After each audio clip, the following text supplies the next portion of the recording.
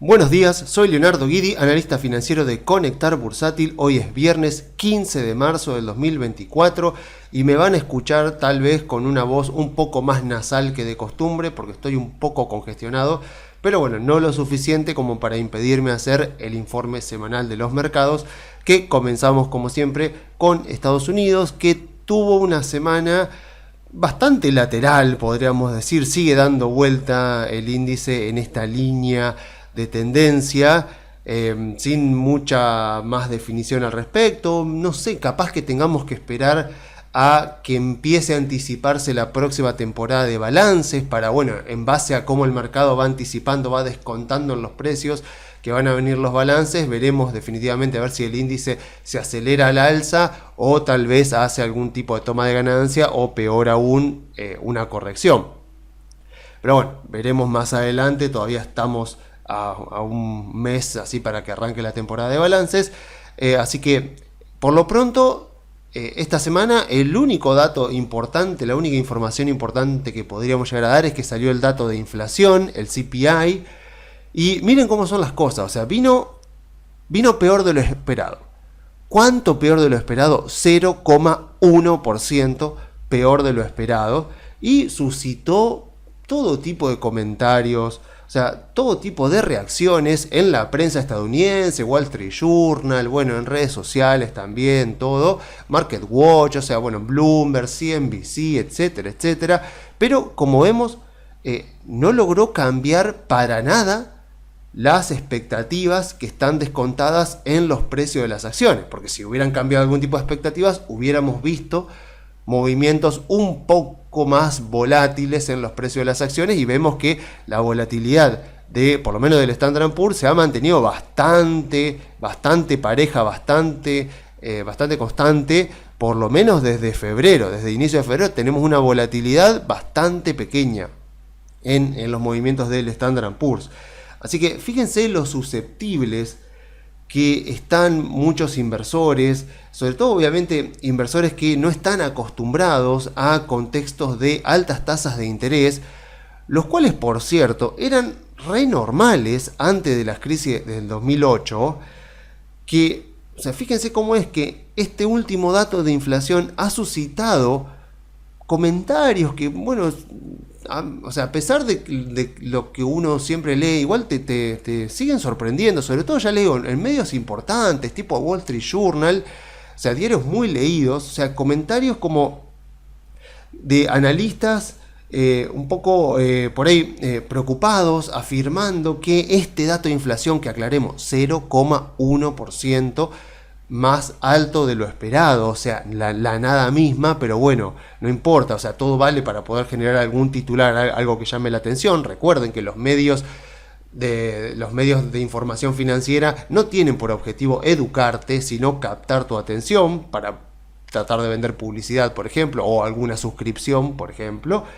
Entonces, decían que este último dato de inflación ha alejado las expectativas de bajas de tasas, anticipando que tal vez bajen a un ritmo más lento, e incluso, en los casos más extremos, llegando a afirmar que podría no haber recortes de tasas de interés a lo largo de este año, y obviamente insinuando que eso es algo muy malo para las acciones, porque por supuesto necesitan captar tu atención y decirte, bueno, mirá, este dato de inflación aleja las posibilidades de bajas de tasas, y si no hay bajas de tasas, esta suba de las acciones, este mercado alcista, es falso. O sea, se va a venir una baja fuerte, nosotros te estamos advirtiendo para que hagas algo al respecto, porque si no haces algo, las acciones van a caer. Entonces, obviamente, eso capta bastante tu atención.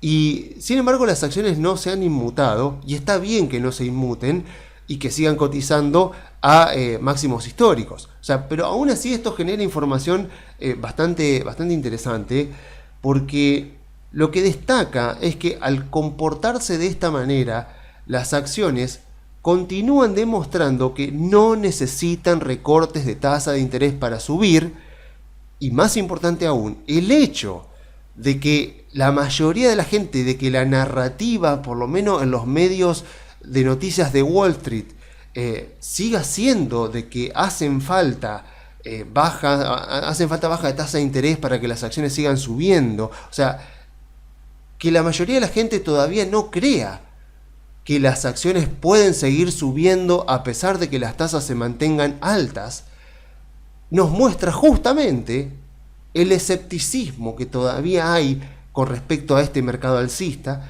y por lo tanto es un muy buen indicio. Es un excelente indicio que nos indica de que este mercado alcista tiene bastante por delante, porque es poco probable que se exageren las valuaciones de las compañías cuando hay tanta descreencia, cuando no se confía en que efectivamente este mercado alcista vaya a seguir adelante. Pero a ver, mirando un poco los precios, utilizando los datos de la propia Reserva Federal, uno toma el Standard & Poor's acá en celeste y en rojo el nivel de tasas de interés de la Reserva Federal, y uno lo ve claramente. Uno puede decir, bueno, esta baja anticipó esta suba de las tasas de interés, pero ¿y todo esto? Todo esto puede ser que esté anticipando una baja, y es medio raro, porque los balances que salieron ahora en esta primera temporada, o sea, como cierre del año 2023, vinieron muy bien, por lo menos en el de las grandes empresas, vinieron mucho mejor de lo esperado, empresas creciendo, empresas mejorando márgenes de rentabilidad, y eso fue en un contexto del tercer y cuarto trimestre del año pasado, con las acciones bien recuperándose y con contexto de tasas de interés muy altas. Así que la narrativa de que la expectativa de baja de tasas es la que está provocando esta suba de las acciones, y en caso de no darse, entonces las acciones van a bajar, muestra por lo menos una ausencia de análisis de los datos, porque los datos están ahí y nos están demostrando que el cuarto trimestre de 2023 vino muy bien, vino con balances de empresas superando las expectativas, con mayor nivel de rentabilidad, aumentando los ingresos más de lo esperado, y con tasas de interés que, como ven acá, están en el 5,25%. Y vuelvo a repetir algo que no sé decir que me sorprende, pero sí me llama un poco la atención, es la extrema susceptibilidad que veo por lo menos en analistas del mercado, o por ahí en algunos portfolio managers, cuando le hacen entrevistas, que hablan de que se necesita una baja de tasas, que las tasas están demasiado altas, que si no va a venir una recesión. O sea, que estas tasas altas van a provocar una recesión, todavía no la han provocado, que estas tasas altas van a hacer caer a las acciones, todavía no lo han hecho. Y justamente, si uno va a la historia, o sea, cualquiera que se tome el trabajo de analizar un poco la historia de los mercados, ve que este tipo de contexto de tasa de interés, más que la excepción, es la regla. La excepción fue la década anterior. Fueron las tasas en 0, fueron las tasas en 1, en 2%. O sea, lo normal son tasas más o menos dando vuelta en el 3%, el 3 al 5%. Fíjense, justo a principios de este año, Howard Marks sacó el que hasta ahora es su último memo, que se llama Easy Money, que creo que lo sacó en enero. A ver, ¿cuándo fue que lo sacó? Sí, el 9 de enero del 24. Y está muy bueno, como todos los memos de Howard Marks, es difícil que uno lea un memo de Howard Marks y sienta que no le ha dejado nada. Encima los que ha sacado durante los últimos 2 años son especialmente buenos y muy didácticos. Y en este caso lo que hace Howard Marks es analizar un poco las consecuencias, o lo que suele darse, las distorsiones que suelen darse y los problemas que suelen ocurrir en contextos de tasas de interés demasiado bajas. Entonces, en la página 11, yo recuerdo haber marcado, acá en la página 11, cuando él habla de contextos anteriores, dice, en 1969, el año que yo empecé a trabajar, la tasa de los fondos federales de la Fed, o sea, la tasa que maneja la Reserva Federal, estaba en el 8,2%. 8,2%. Durante los siguientes 20 años, la tasa se fue moviendo en el rango del 4 al 20%. Dado este rango, yo ciertamente no describiría el rango de 5,25, 5,50 como alto. Dice, durante la década de los 90, o sea, entre 1990 y el 2000, que yo consideraría como la última como el último periodo más o menos normal de tasas de interés. Yo creo que no, yo creo que hasta el 2008 podríamos considerar como periodos normales de tasa de interés. Lo que dice Mark es que en la década de los 90 la tasa de los fondos federales de la Fed fue más o menos fue moviéndose entre el 3 y el 8%, sugiriendo una media bastante parecida a la actual, de 5,25%. Está bien, uno puede decir, la década de los 90 terminó con la burbuja.com. Sí, eso es verdad. Pero la burbuja.com se empezó a gestar como muy temprano, a mediados de 1998. 1999 sí, eso fue un año completamente burbuja y en marzo del 2000 explota la burbuja.com. Pero uno no puede decir que, o sea, uno no puede desacreditar 1996, 1997 o incluso los años anteriores como años de burbuja, porque la burbuja se empezó a gestar bien al final, o sea, en 1999 principalmente y capaz que mediados de 1998. Entonces, en ese contexto, donde el mercado subió muchísimo durante esa década, el promedio está alrededor del 5%, 5,25, 5,50%. Entonces, no estamos en absoluto, pero en absoluto, en términos históricos, no estamos en niveles excepcionales de tasa de interés.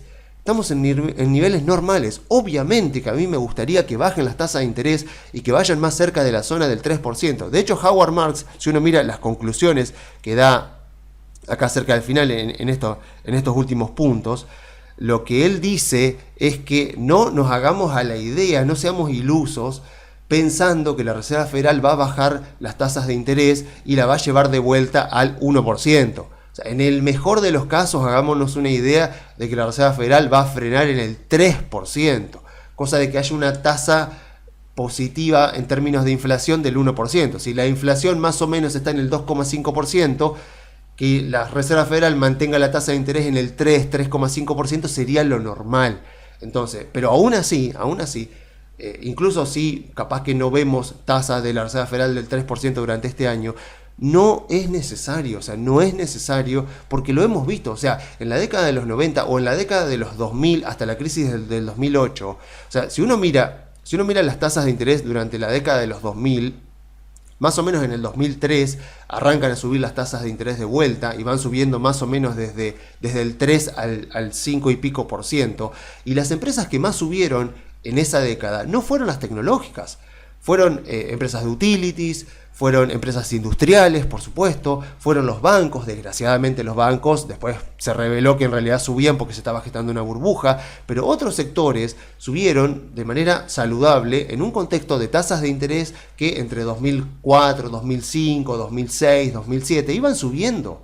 Entonces, y se ubicaron en más o menos en 5,25, 5,5% cuando estalla la crisis financiera del 2008, que vuelvo a repetir, no es, a diferencia de la burbuja.com, no es una crisis generada endógenamente dentro del mercado financiero de acciones y de bonos del tesoro, sino que es una crisis generada en bonos hipotecarios, en la titulización o securitization, digamos, de hipotecas que convertían un título que no era líquido en un título líquido y sujeto a especulación. Entonces, quitando eso, o sea, lo que quiero marcar nuevamente es que está bien, queremos que bajen las tasas de interés, todo, pero las acciones nos han demostrado y han llegado hasta acá desde 2022, han transitado todo este mercado alcista en un contexto de tasa de interés que, como vemos acá, han seguido subiendo. Y ha sido así a lo largo de la historia. Veamos lo que fue justamente 2003 a 2007, veamos lo que fue 1995 hasta el 2000, acciones subiendo con tasa de interés también subiendo, porque influyen otros factores en las compañías. O sea, ya lo hemos visto muchas veces, el tema de las valuaciones de las compañías. El costo de capital, por supuesto que influye en la evaluación de una empresa, pero más influye cuánto está creciendo su industria, cuánto está expandiéndose la compañía, si la compañía está generando nuevos servicios, está generando nuevos productos, si la compañía está volviéndose más productiva, está aumentando sus márgenes de rentabilidad, está aumentando el rendimiento sobre el capital invertido. El año pasado, con tasas de interés en el 5,25, 5,5%, las empresas nos demostraron, y ahí están los balances para chequearlo, que fueron capaces de crecer y de aumentar su rentabilidad. Miren lo que fue Meta, miren lo que fue Nvidia también, o sea, y otras empresas, a pesar de las altas tasas de interés. Entonces, Las tasas de interés, por supuesto que ayudan, pero no son, no son requisito fundamental para que exista un mercado alcista ni para que un mercado alcista se mantenga vigente. Entonces, para terminar ya con la parte de Estados Unidos, lo que quiero que quede claro esta semana es que si bien es cierto que una baja de tasas de la Reserva Federal es deseable y que va a contribuir, por supuesto, a mejorar las valuaciones de las empresas, lo que nos ha demostrado la historia de los mercados financieros es que no es obligatoria, no es necesaria para que los mercados alcistas continúen vigentes, ni tampoco en este caso es la expectativa de la baja de tasas, porque la historia reciente, los últimos 12 meses, nos han demostrado que las empresas son capaces de subir con subas de tasas, porque las empresas, y es lo que está plasmado en los hechos, lo que está plasmado en los balances, las empresas durante 2023 no subieron por la expectativa de que iban a bajar las tasas en 2024, sino por fundamentos propios, porque las empresas aumentaron sus ganancias, aumentaron sus ingresos, mejoraron en muchos casos sus márgenes de rentabilidad y como ya lo hemos visto en muchos videos, eso repercute directamente en el valor de la compañía y en el precio de las acciones. Así que mientras que las empresas puedan seguir haciendo eso, puedan seguir expandiéndose, aumentando sus ingresos, mientras que la economía de Estados Unidos no entra en recesión y difícilmente entra en recesión, o por lo menos el gobierno la va a dejar entrar en recesión en un año electoral, las empresas tienen margen para seguir creciendo y si los gerentes siguen mejorando la productividad, podemos seguir teniendo un mercado alcista por todo este año, las empresas pueden seguir subiendo sin necesariamente recurrir a que la Reserva Federal tenga que bajar las tasas de interés para mejorar las valuaciones. En todo caso, lo que podríamos argumentar, si queremos hilar un poco más fino y no hablar tanto de las acciones en general, lo que podríamos argumentar es que las empresas de sectores en crecimiento, tecnológicas, consumo discrecional, servicio de comunicación, que pueden autofinanciarse o tomar deuda en el mercado de capitales a la tasa del bono a 10 años, por ejemplo, y que no dependen tanto del financiamiento de los bancos comerciales, son las que no necesitan que la Fed baje las tasas de interés para continuar aumentando sus ganancias cada trimestre. Pero podríamos argumentar que los recortes de tasa son efectivamente necesarios o ayudarían mucho más a que mejoren las ganancias y los ingresos y los márgenes de rentabilidad de las empresas de sectores value, de sectores, por ejemplo, industrial, financiero, consumo básico, sector de materiales, etc. Porque claro, este tipo de empresas son las que dependen mucho más del financiamiento bancario para financiar sus operaciones habituales y mucho más sus expansiones. Entonces claro, ustedes imagínense una empresa industrial que por ahí depende para capital de trabajo, por ejemplo, del financiamiento bancario, y necesita pedir créditos y que la tasa de la Fed esté en el 5 y pico %, hace que el financiamiento bancario, por supuesto, esté más alto. No es lo mismo que una empresa vaya a financiarse al 4% que al 6-7%. Entonces desincentiva más que las empresas que recurren más al financiamiento bancario o estén pensando en expandirse en contextos de altas tasas de interés. Entonces si bajan las tasas de interés, entonces va a bajar el costo del dinero, va a bajar el costo del endeudamiento y esas empresas que dependen más del financiamiento bancario lo van a tener más fácil para expandirse y eso obviamente va a ayudar a que mejoren sus ingresos, mejoren sus ganancias, mejore el cash flow, el flujo de fondos del accionista y que por lo tanto mejore el valor de la acción. Pero bueno, ahí estamos hablando de justamente esos casos particulares de ese tipo de empresas. En todo caso, entonces, de lo que deberíamos hablar es de que la baja de tasas de la Fed podría provocar más bien un cambio de liderazgo en los sectores que más suben dentro de este mercado alcista, pero de ninguna manera podríamos argumentar que de no mediar una baja de tasas de la Fed, este mercado alcista está condenado, ya que lo ocurrido durante el último año nos demuestra que eso no es así. Entonces, digamos, lo que tendría que suscitar esto en mí sería, bueno, a ver de alguna empresa de sectores value que capaz que esté subvaluada en este momento y que si agarro y mejoro las expectativas a futuro, tal vez sea una buena oportunidad de inversión. No sé, tendría que fijarme en John Deere, alguna de estas empresas industriales que tenemos CDRs, pero en todo caso, de lo que estaría hablando entonces es decir, bueno, fíjate que si a mediados de año empiezan a bajar las tasas de interés, es posible que las empresas tecnológicas sigan andando bien, ahí más o menos, pero que haya algún tipo de rotación de sectores y que haya por ahí traders que dejen de mirar tanto empresas tecnológicas y que vayan más bien a mirar bancos, a mirar empresas industriales, porque si bien a los bancos le bajarían el margen de rentabilidad, el margen de intermediación, porque bajarían las tasas de interés, mejoraría el incentivo de sus clientes a tomar crédito, con lo cual podrían compensar, y más que compensar, la baja de la rentabilidad con un aumento en los créditos otorgados. Entonces podría haber valor ahí.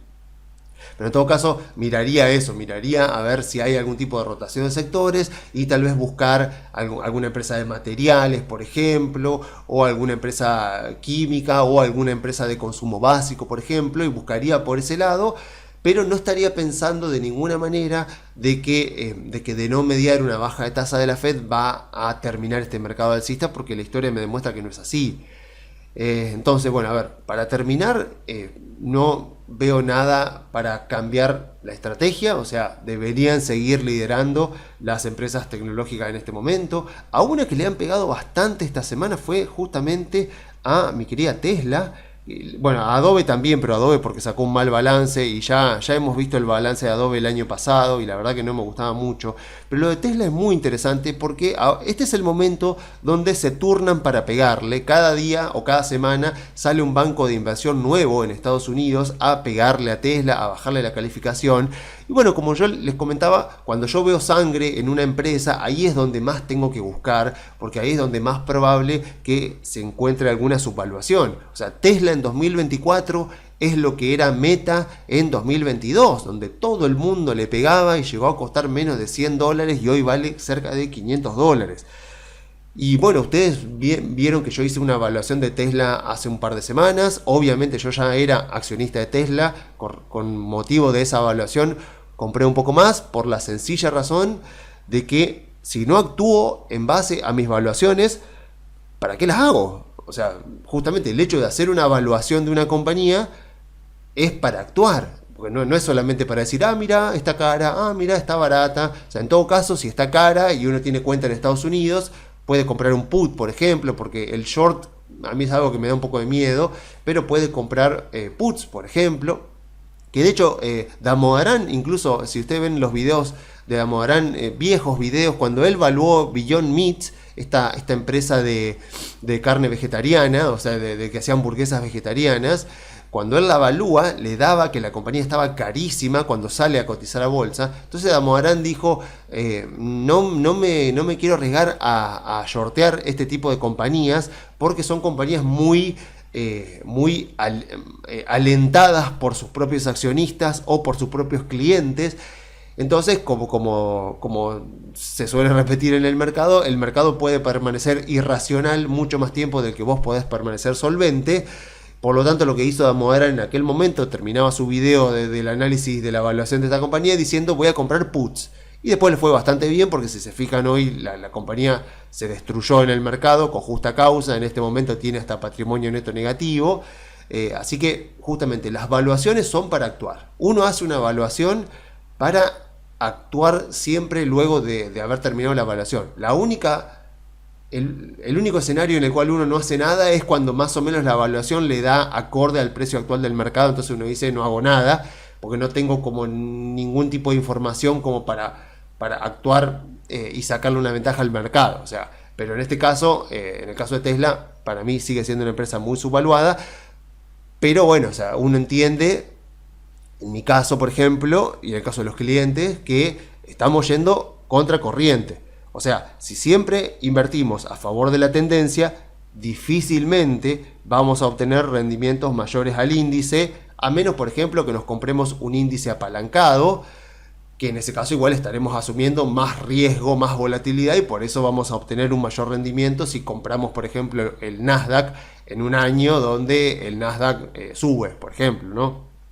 Pero claro, si quiero obtener rendimientos mejores a los del índice, debo necesariamente a ir en contra del consenso. O sea, el caso de Meta fue paradigmático en 2022. Vamos a ver qué pasa durante este año y durante el siguiente con Tesla. Yo sigo convencido que es una empresa que está muy subvaluada y que con cada baja va quedando cada vez más subvaluada, pero es cierto que uno tiene que aguantársela. O sea, uno compra en base a una evaluación y sabe que no puede esperar que el mercado le dé la razón inmediatamente. El mercado puede tardar bastante tiempo en darte la razón, pero la ventaja es que si uno hace la evaluación y entiende la compañía, uno está tranquilo porque sabe que está comprando algo que vale más de lo que cotiza en el mercado y que tarde o temprano el mercado lo va a terminar reconociendo.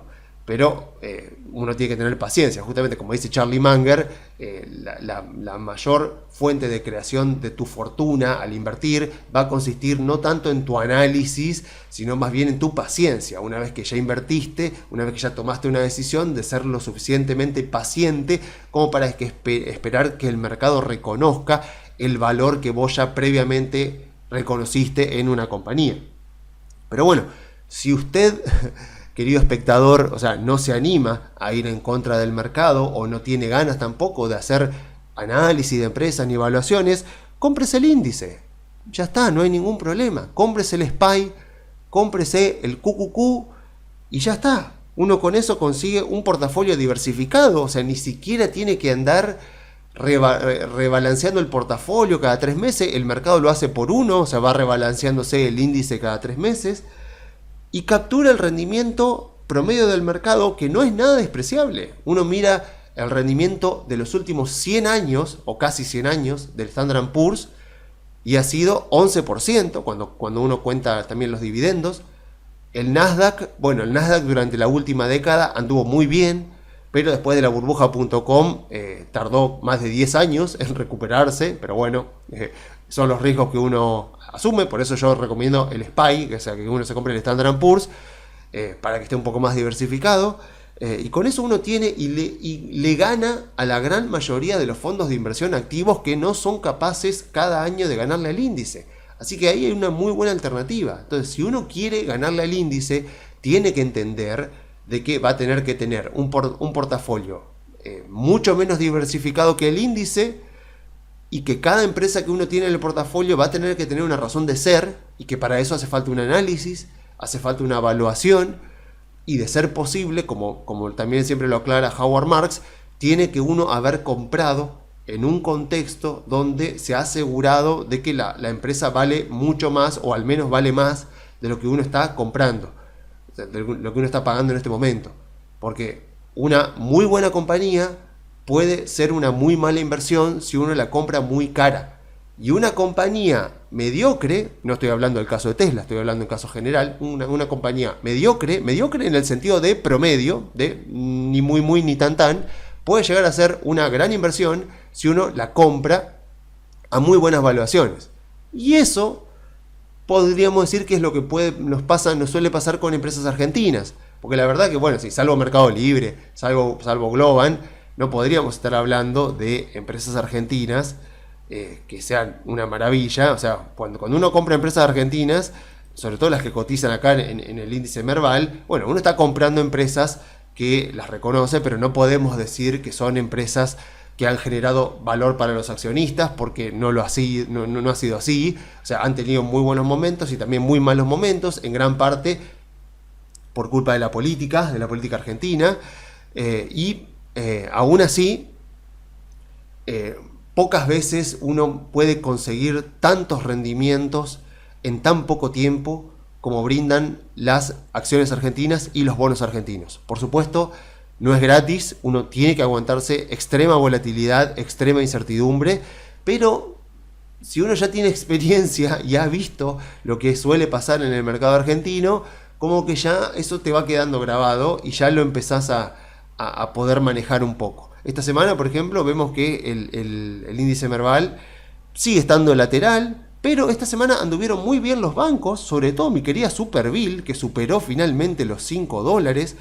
Si consideramos los últimos 5 días más o menos desde acá, tengo que decir que subió y un 20% en dólares en una semana, bastante bien, finalmente salió de este estancamiento en el que estaba. Ya Banco Macro, Banco Francés ya habían subido la semana pasada, Galicia también tuvo una buena semana, ven que también salió medio de esta lateralización que estaba, pero bien.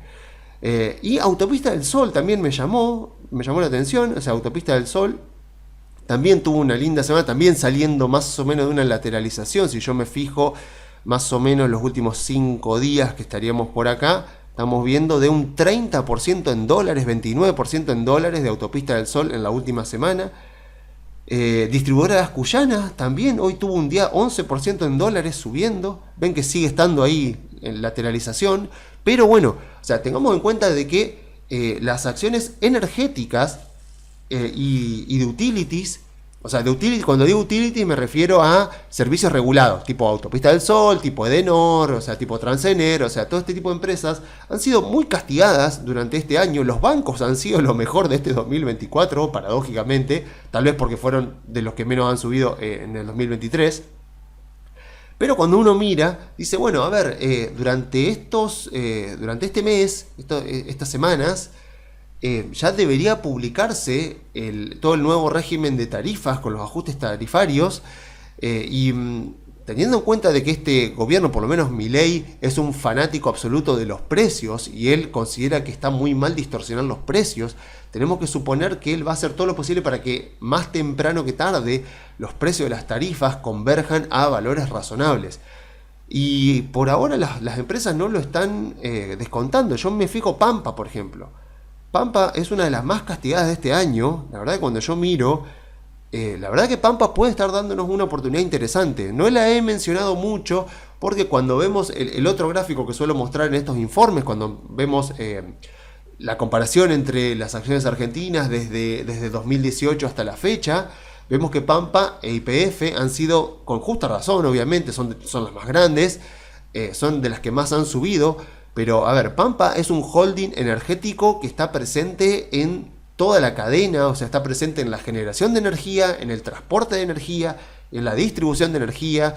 También es accionista de Transportadoras del Sur, por ejemplo, y aún así ha sido una de las más castigadas. Creo que Pampa es una empresa, por lo menos dentro de lo que es Argentina, y ya hablamos tantas veces de que Argentina implica alto riesgo, alta tolerancia a la volatilidad y mucha paciencia, y Pampa, posiblemente para aquellos que por ahí quieren diversificar un poco más el portafolio de acciones argentinas, a estos valores, Pampa se vuelve mucho más interesante para diversificar, porque yo me fijo, y todo este año, la verdad que 20% en dólares se viene cayendo más o menos a lo largo de este año. Una empresa que es muy sólida, o sea, cuando uno mira, por ejemplo, las obligaciones negociables de Pampa, son de las que menos rinden porque se sabe que la empresa es solvente. Entonces, vieron que yo no la suelo mencionar a Pampa porque creo que hay más oportunidades en los bancos, creo que hay más oportunidades en Edenor, por ejemplo, que Edenor también ha sido una de las más golpeadas. Creo que es una de las que más tiene para recuperar, también es una de las más golpeadas. También Papa es accionista de Edenor. Así que creo que acá el mercado nos sigue dando grandes oportunidades. Yo miro Transener y Transener también más o menos no ha caído tanto, pero más o menos también se ha mantenido entre lateral y un poco bajista. Así que este tipo de empresas nos están dando oportunidades. Yo obviamente soy más partidario de invertir por ahí en empresas que son un poco más chicas, porque creo que puede llegar a subir más. Por eso de entre los bancos, o sea, yo particularmente no he invertido en Macro, he preferido invertir en Superbill porque es más chico y porque creo que tiene margen para subir más. Pero por supuesto a los clientes que compran acciones argentinas les consulto obviamente primero, porque es mucho más, o sea, a ver, dentro de lo que implica el riesgo argentino, es mucho menos volátil Macro que Superbill, por ejemplo, porque Macro es un banco mucho más grande, con una estructura mucho más abarcativa. Lo mismo Galicia también, Francés también, obviamente son los 3 bancos más grandes. Entonces uno dice, bueno, todos los bancos deberían subir, todos los bancos siguen estando subvaluados. Si consideramos que Milei va a lograr sanear el Banco Central, va a lograr abrir el cepo y va a lograr controlar la inflación, pero obviamente no todos se van a mover de la misma manera. Los bancos grandes suelen moverse primero, los bancos chicos suelen moverse después, por lo tanto digo, bueno, me posiciono en un banco chico, ya que si las cosas salen bien para los bancos, todos van a subir, pero deberían porcentualmente subir más los bancos chicos porque son los que menos han recuperado hasta ahora. Lo mismo con las empresas de otros sectores. O sea, cuando uno mira, no sé, cuando uno mira lo que fue la crisis financiera del 2008, todos los bancos se cayeron, pero por supuesto los bancos chicos habrán caído mucho más que los bancos grandes, tipo JP Morgan, tipo Goldman Sachs. Entonces, cuando llegó la recuperación en 2009, 2010, 2011, 2012, obviamente que los bancos chicos son los que más tenían para recuperar. Entonces, si uno decía, voy a posicionarme en bancos, me puedo comprar el JP Morgan, puedo comprar Goldman Sachs, pero si compro algún banco un poco más chico, capaz que obtengo una rentabilidad mayor, asumiré más riesgo, pero más o menos esto es algo que está afectando a toda la industria. Y acá lo mismo, ¿no? Acá lo mismo, digo, bueno, los ajustes de tarifas van a afectar a toda la industria. Entonces, si me voy a posicionar, prefiero posicionarme en empresas más chicas. Por eso, en vez de Transportadora de Gas del Sur, que aún así Transportadora de Gas del Sur también ha sido una de las que ha caído, que puede dar también una oportunidad interesante, porque Transportadora de Gas del Norte no ha caído tanto en dólares, aún así es una empresa espectacular si uno quiere invertir también en Transportadora de Gas del Norte, pero Distribuidora de Gas Cuyana está ahí en el panel general, tiene mucho menos volumen, es más chica, y para mí está brindando una oportunidad más interesante. O sea, si todas las empresas de gas, las distribuidoras de gas se ven beneficiadas, yo creo que con la que más tengo para ganar es Distribuidora de Gas Cuyana. Pero bueno, justamente, ¿qué requiere eso? Y requiere más tolerancia al riesgo y más paciencia. Más paciencia. Porque, vuelvo a lo que decía antes, o sea, primero suelen subir las más grandes y después suelen subir las del panel general, las empresas más chicas. Entonces, si uno no tiene paciencia, y no me voy a cansar de repetirlo, si uno no tiene paciencia, con las empresas argentinas va mal, porque hay mucha volatilidad constantemente, o sea que uno tiene que estar aguantando movimientos grandes todas las semanas, y encima en muchos casos son lateralizaciones, y claro, son lateralizaciones en niveles de precio, en rangos de precio bastante grandes. Yo miro por ejemplo esto, o sea, Distribuidora de Gas Cuyana, hoy subió 11,61% en dólares si toma el dólar contado con liqui. Pero vemos que aún así sigue en rango. O sea, veo que los rangos que hacía Distribuidora de Gas Cuyana eran de 20% en dólares. O sea, de acá se bajaba un 20% en dólares. De acá te subía, y capaz que te subía así un 15% en dólares. O un 16% en dólares. Entonces los rangos son muy amplios porque estamos hablando de acciones argentinas. Estamos hablando de empresas cuyos fundamentos no son, por supuesto, tan fuertes como lo de otras empresas de países emergentes. En un contexto del país que estamos hablando de un nuevo gobierno que, como vimos esta semana, tiene que pelear contra un Congreso bastante hostil, cosa que ni los otros gobiernos han luchado, y con mucha incertidumbre en el medio de que Milei sea capaz de poder llevar adelante su plan, sanear el Banco Central, abrir el cepo y controlar la inflación antes de que le estalle la calle, porque lo que está haciendo es una licuación, o sea, él está haciendo una licuación de gasto público y de los pasivos del Banco Central con el objetivo de poder llegar a abrir el cepo lo antes posible para de esa manera poder liberar capitales y una vez controlada la inflación, que eso repercuta favorablemente en la actividad económica, en el empleo y en el salario real, o sea, el salario medio en dólares de los argentinos. Entonces estamos en un contexto de mucha incertidumbre, por lo tanto tenemos que apuntar a mucha volatilidad. Y, de nuevo, cuando hablamos de empresas de calidad, cuando uno va a mirar las empresas argentinas, hay bastantes empresas que podríamos decir que, no sé si decir que son de calidad, porque no tienen ventajas competitivas. O sea, yo puedo decir qué ventaja competitiva puede tener una empresa de utilities, Autopista del Sol, por ejemplo. Bueno, la ventaja competitiva que tiene Autopista del Sol es la concesión. Es una concesión exclusiva, donde no compite con nadie, pero justamente, o sea, esa concesión se la dan a cambio de que no abuse con un poder de precios demasiado alto, y encima lo que pasa con los gobiernos argentinos es que después no cumplen los contratos. Entonces, algo que parece ser una ventaja competitiva, como puede ser un contrato de exclusividad para explotar un acceso de la Ciudad Autónoma de Buenos Aires, eso que parece ser una ventaja competitiva se transforma también en un arma de doble filo, porque después los gobiernos argentinos, como pasó con el gobierno anterior, no cumple ese contrato y le queda debiendo a la compañía, y la compañía necesita seguir prestando el servicio, necesita seguir manteniendo la autopista y no tiene los ingresos que deberían venir por parte del gobierno, entonces, y no le deja el gobierno aumentar la tarifa al ritmo de la inflación. Entonces, ¿eso qué provoca? que los fundamentos de la compañía se destruyan. Cuando digo fundamentos, digo ingresos, márgenes de rentabilidad y ganancias de la compañía. Encima, en el medio te sube el riesgo país porque te caen los bonos, con lo cual el costo de capital de esa empresa en dólares sube muchísimo, con lo cual esa empresa no puede ni pensar en tomar deuda en dólares en gran cantidad para poder financiar sus operaciones, con lo cual tiene que restringirse mucho, y eso por supuesto afecta al valor de la compañía, destruye el valor de la acción en el mercado. Ahora estamos como en el proceso opuesto, pero convenimos en que no son así, ¿no? O sea, que no es como que yo estoy evaluando Tesla y miro que es una gran compañía de muy buena calidad que está siendo muy castigada.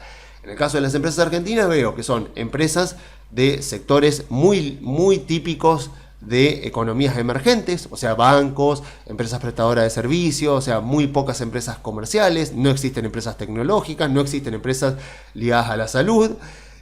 O sea que el índice de Argentina es perfectamente comparable al índice del Reino Unido, al índice de Alemania, al índice de Italia, al índice de España, o sea, a ese tipo de índices donde hay empresas value. O sea, yo miro el índice de acción argentina, hay empresas value. Entonces no puedo medirlas con lo mismo que hago con Estados Unidos, porque en Estados Unidos el índice está compuesto principalmente por empresas growth, empresas en crecimiento. Entonces, en Argentina lo que digo es, mira, yo invierto en Argentina no porque me gusten tanto las compañías, ni porque, salvo Vista Oil, por ejemplo, que puede ser una excepción, ¿no? Obviamente Mercado Libre, Globan, que son otros casos aparte, ni siquiera cotizan acá, sino que cotizan a través de Sears.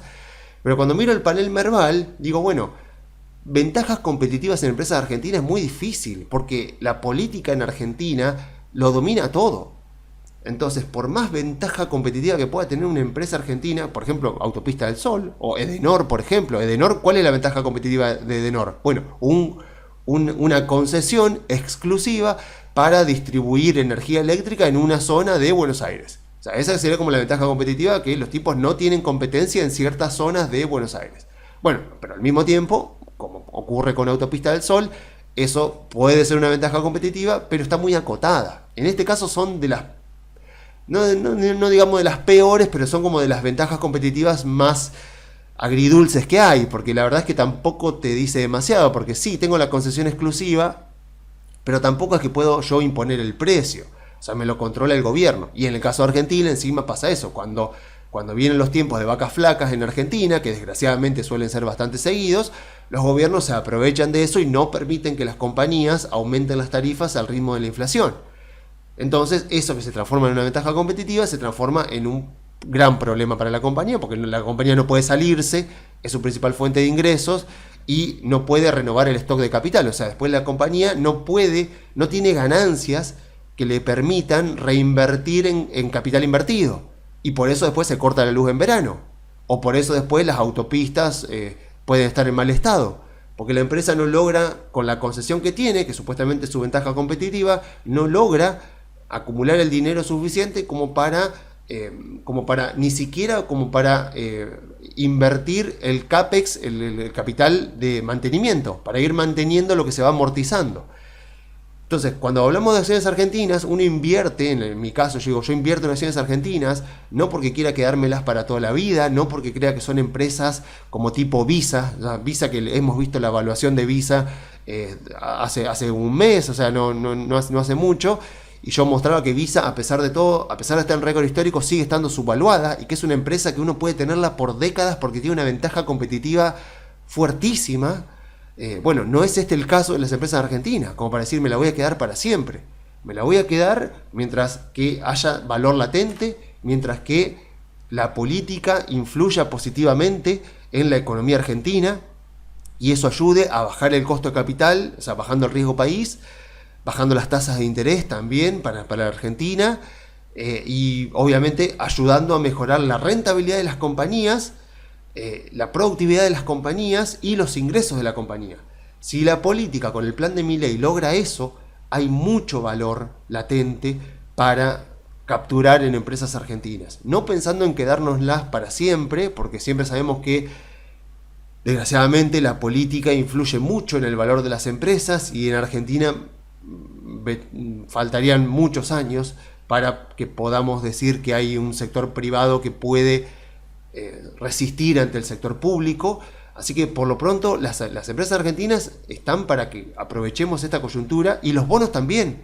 O sea, el AL30 esta semana llegó a 48,50, o sea, $48.50.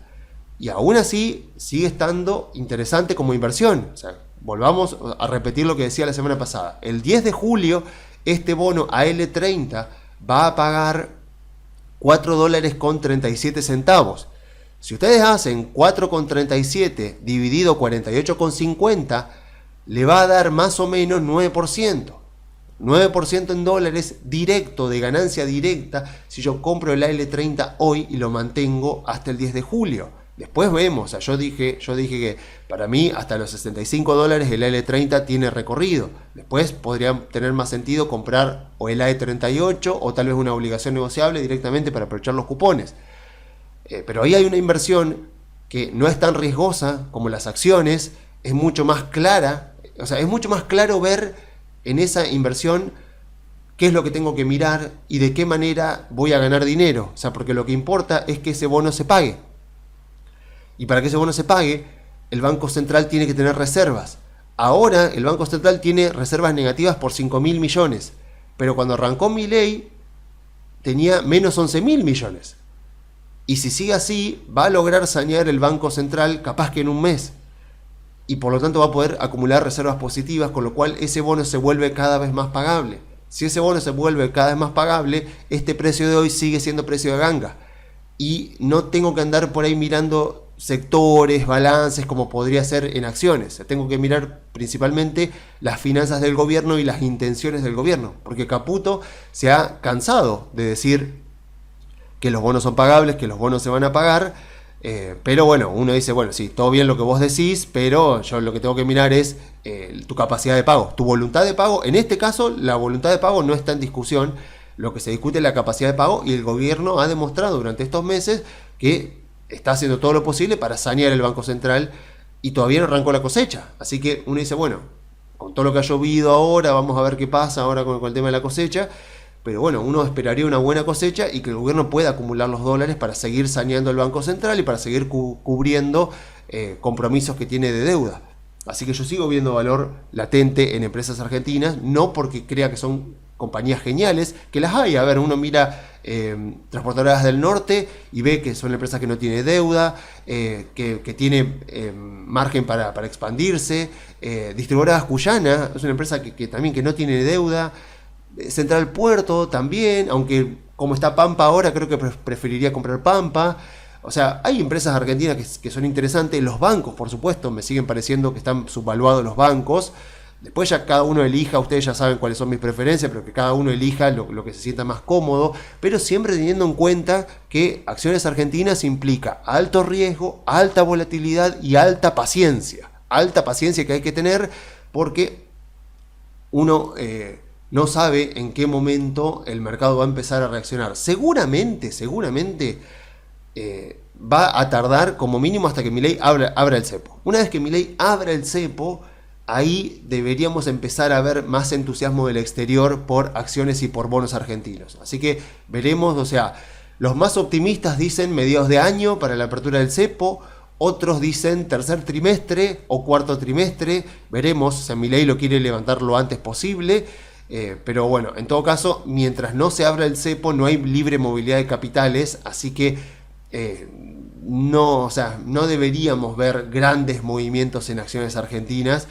Por lo menos en general, sí vamos a ir viendo, por ejemplo, esta semana los bancos, estas últimas 2 semanas los bancos, capaz que ahora durante lo que falta del mes o el mes que viene energéticas o de utilities, veremos, pero no deberíamos ver movimientos grandes, todo por el tema de que todavía hay cepo. Entonces, vamos a ver qué pasa, pero aún así sigue habiendo mucho valor latente en empresas argentinas. Así que para terminar ya con la parte de Argentina también, con el informe de la semana, comentaré un poco lo ocurrido. Bueno, ayer se rechazó el DNU por la Cámara de Senadores. Ustedes fíjense que el decreto de necesidad y urgencia fue instituido en la Constitución del 94. Y a partir de ahí prácticamente no hubo decretos que fueron rechazados por el Poder Legislativo.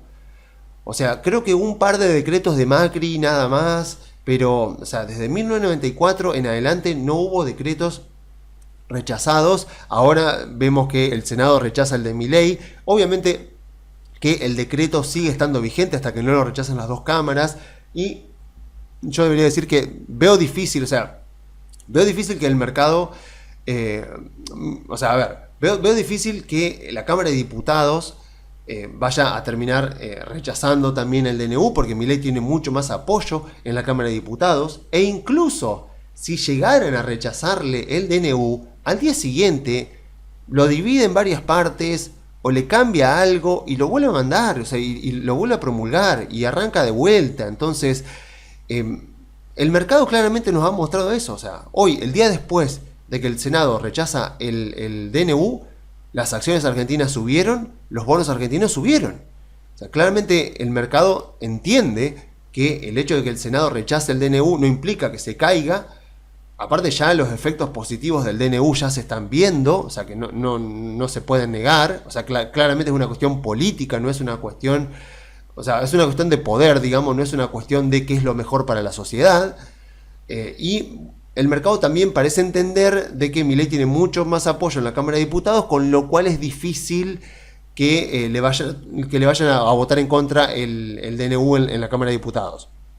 Así que el mercado lo ve como que va a seguir vigente. Vamos a ver entonces qué ocurre. Ahora se anunció también superávit fiscal y superávit financiero para febrero, con lo cual ya va mostrando una tendencia. Puede ser que el mercado también esté festejando eso en el día de hoy.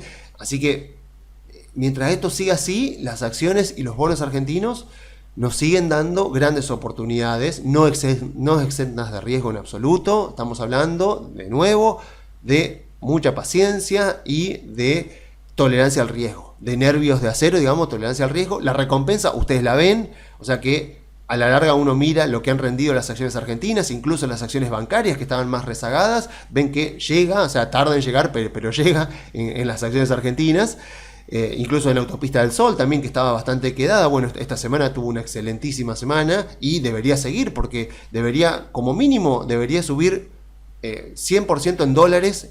O sea, está valiendo más o menos $2 Autopista del Sol. Debería como mínimo valer $4 por puros fundamentos nada más, por todo lo que le deben a la compañía.